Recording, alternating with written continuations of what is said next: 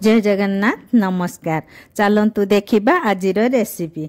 आज मु आपण माननकु देखाइबी आम समस्तक पसंद खास करी पिला मानकर अति प्रिय टूटी फ्रूटी रेसिपी। वीडियो देखिया पूर्व मो वीडियो को लाइक शेयर करंतु एवं मो चैनल को सब्सक्राइब एवं पाखरे थिबा बेल आइकन को दबाई ऑल ऑप्शन को क्लिक करिया को भूलंतु नहीं। ताहले चलंतु देखिबा आजिर रेसिपी। एठी मो किछि पाचिला तरबुजर चोपा नहीं। एबे आमे चोपारे थिबा पाचिला अंश को भल भाबरे बाहर करदेबा। मु सब नाली अंश को संपूर्ण भाबे बाहर कर देछि एवं तरबुजरु भल भाबरे ऊपर थिबा चोपा को बाहर करदेबा जेमिति किछि ग्रीन कलर तरबुजरे न रहे। एठी मु सब तरबुज को भल भाबरे छड़ाई चोपा बाहर कर देछि। आ तरबुज को छोट छोट खंड करी काटी भल भाबरे धोई देछि। एठी मु कड़ाई रे पानी बसाइथिली। पानी हमर भल भाबरे गरम हो जाइछि। एबे हमें काटी रखिथिबा तरबुजर खंड सब पकाई भल भाबरे सिजाइबा। तरबुज को बेसी हमें सिजाइबा नहीं। दर सिजा हो गला परे बाहर करदेबा। पानी हमर भल भाबरे फुटी गलानी। तरबुजर कलर मध्य चेंज हो गलानी। एबे आमे तरबुज को गोटे प्लेट को बाहर करदेबा। एबे आमे कड़ाई रे चीनी देबा। मु एठी गोटे बाउल चीनी नेछि। आपण माने तरबुजर क्वांटिटी देखि चीनी देबे। मु 5 रु 6 खंड हेबो तरबुज खंड नेछि। तेणु मु कम चीनी रे सीरा प्रस्तुत करूछि। गोटे ग्लास पानी नेछि।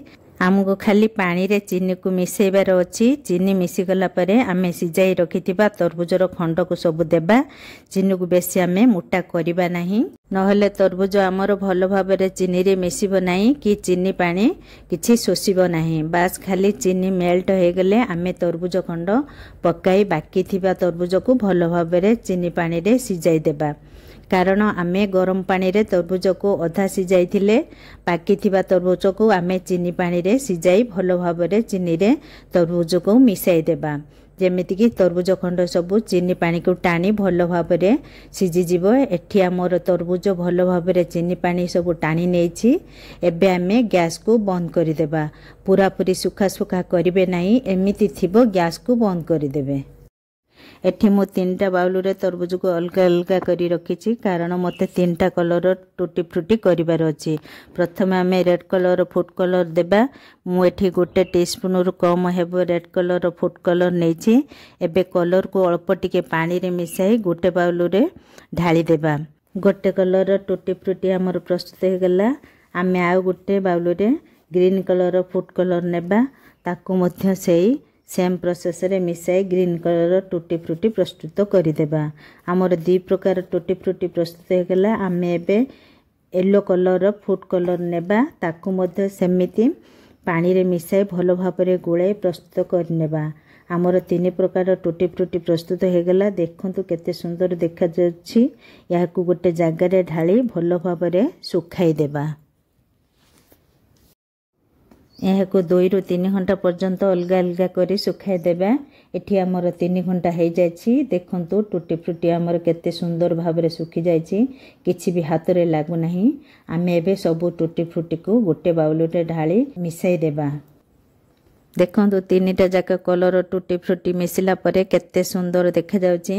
हमर टूटी फ्रूटी बिल्कुल मार्केट रो टूटी फ्रूटी परिका देखा जाउछि। एबे तो मार्केट रे तरबुज बहुत मिलुछि। आपण माने आनी निश्चित प्रस्तुत करंतु एवं एहाकू बहुत दिन पर्यंत स्टोर करी रखंतु। किछि भी खराब हेबो नाही। जते बेले केक की आइसक्रीम प्रस्तुत करिवे एई टूटी फ्रूटी को पकाई करंतु। पिला मानको बहुत पसंद आसीबो। प्रस्तुत हो गला हमर super tasty tutti frutti recipe. याकू घरे थरे निश्चित बनांतु एवं केमिति लागिला मते कमेंट करी जणांतु। यदि मो रेसिपी आपण मानको भलो लागु थाए ताहाले मो वीडियो को लाइक शेयर करंतु एवं मो चैनल को सब्सक्राइब करिया पई भूलंतु नाही। धन्यवाद।